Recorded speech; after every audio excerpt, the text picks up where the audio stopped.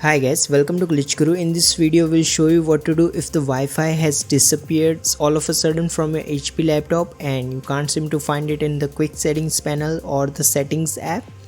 So to fix this, first right click on the start icon on the taskbar.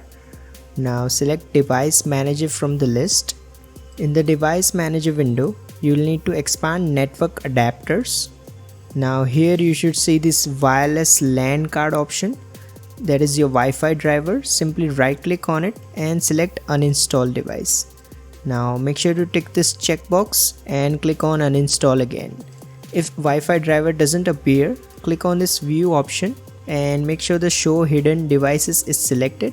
Once you have uninstalled the Wi-Fi driver, simply go ahead and restart your HP laptop and your issue will be solved. However, if this does not work, you'll need to turn off your HP laptop. Now unplug everything including the charger and all the other USB accessories. Now press and hold the power button on your HP laptop for 30 seconds. This will drain any additional power from your laptop and solve the issue with the Wi-Fi. Once you have done that, simply power on your HP laptop and the Wi-Fi should be back. If you find this video useful, please don't forget to like and subscribe to Glitch Guru.